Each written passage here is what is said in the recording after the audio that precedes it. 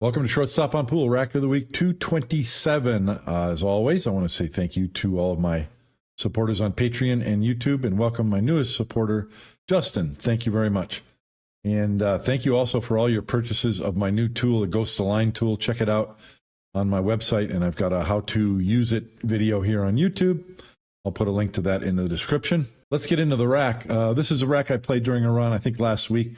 But it shows a principle that I want to talk about. I call this crash test dummy, as in you don't want to be a crash test dummy. We'll see what I'm talking about in just a second. Let's take a look at the break shot. I've got a pretty sharp angle, and the break ball is close to the rack. So I think I'm going to just shoot with a straight high ball, no left or right. Looks like there might be a touch of left on. Yeah. Didn't try to overpower the balls. You can get away with that when you're racking the balls with these donuts, these little circle donuts, which I'm doing, because the balls are going to spread. I know I'm going to push balls down table, so I didn't try to blast my way through the rack and get the cue ball to come, off this rail out to center table. I just got them loose, and I'm hoping that I'm going to get a shot this way, which I have. Now, this is a situation that I've talked about in past racks of the week. And I might say something of the sort where I would say, gee, how wonderful is this? A stop shot on the 7, and I have a backwards cut angle, or I'm below the shot line to the 3, and I can bring my cue ball up this way and crash into these balls and open them up. And based on things I've learned recently, most especially from John Schmidt, from the week I spent in his house recently, you don't want to do that. You don't want to be a crash test dummy. Now, if these balls didn't come loose as much, if there was a pretty tight cluster and there weren't more than just a couple of balls loose outside of the cluster, then it's a re-break situation where you're going ahead and crashing into the balls with a lot of force, with top spin to get the cue ball to go through the balls, so that and you're leaving it to hope that you'll get a shot. This isn't that case. And I say that because these balls here, they're not touching. This ball is open to this pocket. This ball's open to this pocket. Once this ball's gone, then the 4 balls open to both pockets. What I'm getting at is this is the type of rack that you don't want to be a crash test dummy. You can pick this apart. So let's take a look at what I do. I remember one of the shots that I do to try and open this up a little bit. So I'm going to play position for the 3, but I know that if I get perfect on this 6 ball, that's the shot, because a stop shot on the 6 gives me position on the 13. I don't have to bump any balls. Maybe I go forward and bump the 5, 12. Nope, I don't. So from here, I have a shot on both the 13 and the 11. Notice I haven't bumped a ball yet. I haven't touched one of these balls. I actually would like to set a goal that's where I can clear every one of these balls without nudging in another ball. Now, you might look at it and think, gee, that's impossible. You're going to have to bump something. But I guarantee you it is possible. I might bump something, but just a little bit. I'm not going to do it with force where I'm leaving it up to hope that I'll get another shot. So this looks like, to me, it looks like a really soft shot on this 13. I'll have an angle on the 11 to nudge this 12 ball over for a break ball. And then the cue ball will be somewhere here, and I'll have a shot on the 4 ball this way, but I'll also possibly have a shot on the 5 ball up here. When you're trying to pick apart a rack like this is the type of thing you want to look at. So I've got a pair of balls, and they kind of block each other a little bit. But once this one of the balls is gone, whichever one, doesn't matter, then you open up other possibilities. Because if this ball gets bumped over and then I shoot the 4, well, now the 12 ball goes in this pocket.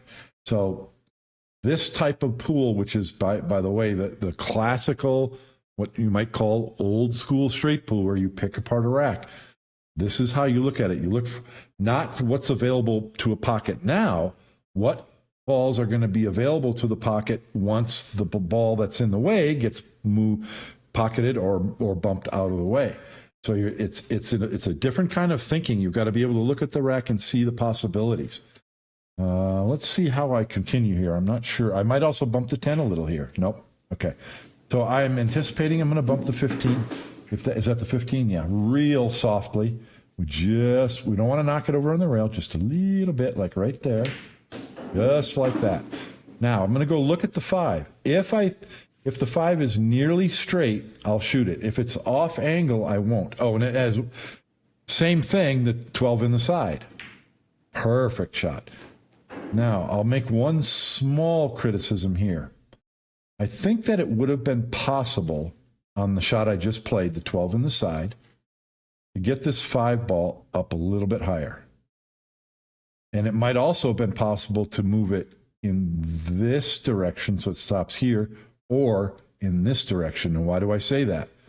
Because over here is a key ball for the 10 ball break shot, and over here it becomes a key ball for the 12 ball break shot. And I have the 14 can be a K2 to set up for one, and the 8 ball, probably up in the corner, could be a key ball to set up for the other. So when we nudge balls, we're not just nudging them to stop the cue ball or to open something up. We want to move. If you're nudging a ball, see if you can move it to a place that is going to be of benefit to you later on in the run. So I didn't do that, but this is still not bad. I mean, certainly nothing that's going to cause problems. Now, obviously, the shot now is the 1 ball, and what I'm looking at, I think, I'm going to hit pause real quick. So yeah, I'm planning it out because you kind of want to plan out the whole rest of the rack here. But what I see now is that once the 1 ball's gone, both of these balls go in this pocket. And so what I want to consider is I've got to play short side position to get on these balls. Well, how can I do that? Well, here's the pocket that I want to play them into. You go diagonally. There's your key ball for short side position on those balls. So I might want to play the 1 ball, maybe the 4, use the 8 to get on the 14 to get back on these balls. Now, if I do that, I've eliminated all of these balls, and maybe one of these will be left. So that would mean then I would probably want to play position from the 14.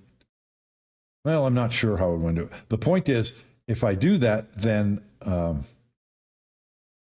either got to leave the 10, shoot the 9 and leave the 10, so then I've got to find a way to use this stripe to get on this 5 as the key ball. In which case, what I could do is use the 14 to shoot the 9, either a stop shot to play the 3 next, or roll forward and play the 3 ball over here. That's probably better because then I can simply go to the rail, and right here, I have a straight in shot on this 12 in the corner. Then I can either stop the cue ball here and play the 5 in this corner, slide over, and I'm on my 10 ball break shot, or I can roll forward and shoot the 5 on the side. I think I've just mentioned a lot of spaghetti, but those of you who are following along, congratulations. That's certainly not the only pattern, but that's what I'm thinking about is the key. If this is a key ball, how many balls do I have to eliminate to get on it, to get short side, and is it worth it to do that? Maybe it's not. Maybe I just shoot the 1 ball now and let the cue ball slide over here. Then I can shoot the 9 ball on the side. Now I can play position to either the 4 ball or the 3 ball. Use these balls for my end pattern to get on the 10. So there's multiple ways to deal with this. But I want to remind you that it wasn't very many shots ago that there were 13 balls all clustered in this area. And I did not have to be a crash test dummy and go into them and hope to spread them wide and get a shot. We're doing just fine by picking them apart in this fashion. That's how you play straight pool. I'm kind of curious. I don't remember what I do here. Obviously, the 1 ball is the shot. See where I go from the 1. Okay, well, I guess you got to shoot the 4 ball now, which is fine. I think I'm going to go 4 to the 8. Still not settled in my mind what I want to do. Don't shoot until you're ready. Do not shoot until you know exactly where that cue ball is going and why. Okay, so I'm going to go 8, 14. That's okay. What I don't like about this is you're leaving this ball stranded out here without a connector into the side pocket to get on a break shot. Now, as I mentioned earlier, maybe the 15 is a connector to the 5 for the 10 ball as a break shot, or the 9 as a break shot. Maybe. But let's see what I come up with.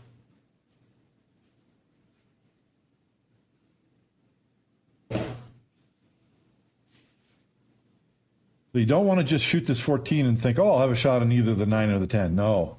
You need to decide which one you're going to shoot, where your cue ball needs to be, on which side of the shot line. If you don't get there, then you can fall back to the other ball, but you've got to have a concrete plan. So this looks to me like 10 to get on the 5, to get on the 15, and then I only need a small angle on this 3 to come straight up table for a break shot on the 9. Obviously, I'm not doing that. I'm coming, ooh.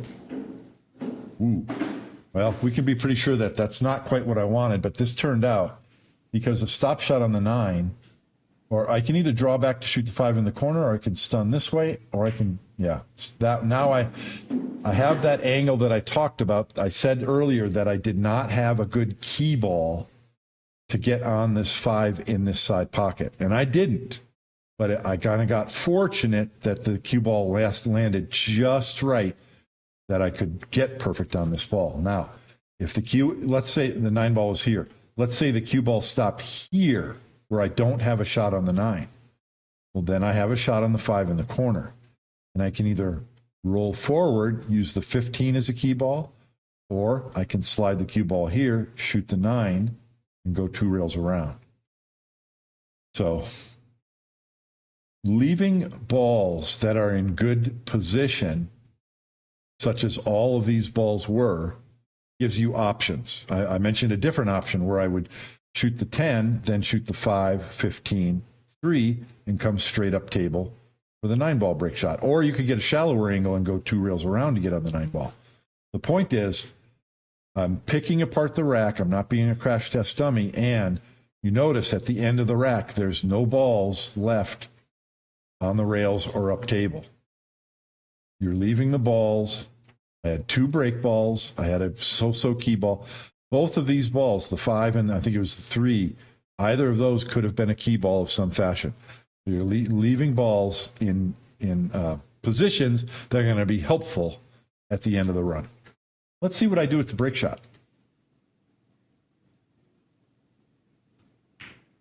Yeah, it was really straight, so I could just roll forward without getting to the rail. This is an ideal angle. The cue ball is nearly parallel to the rail.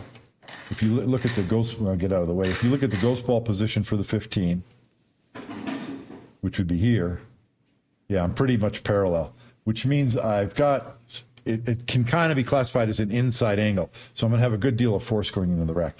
Yeah, looks like I'm cueing low because I'm hitting the top of the rack, not the bottom. Oh, no, I went forward. Okay. Wow. So I knew that I could get the cue ball to the bottom rail. That's a good shot. And as you saw, I didn't have to blast that ball. I hit that with a fair amount of force, but I didn't, I'm not trying to kill the rack there. But even so, I got a ball all the way up table.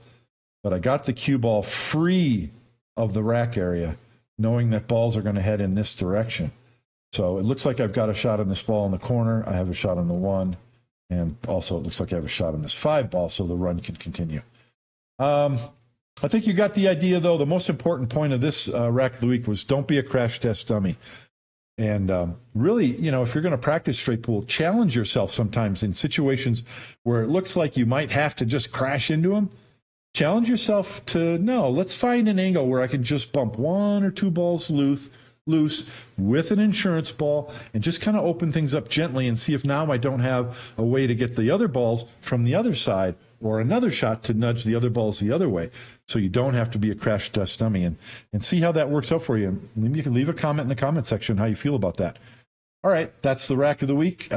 Next week, I'm going to be doing 1 or maybe 2 live streams on a 5x10 Brunswick Centennial pool table. That's going to be fun. My goal will be to try to run 50 on the live stream because 5x10 is pretty tough. And I think I can do it, but we'll see. So stay tuned for that. And if you're going to play pool, play it straight. See you next week on Rack of the Week. Bye.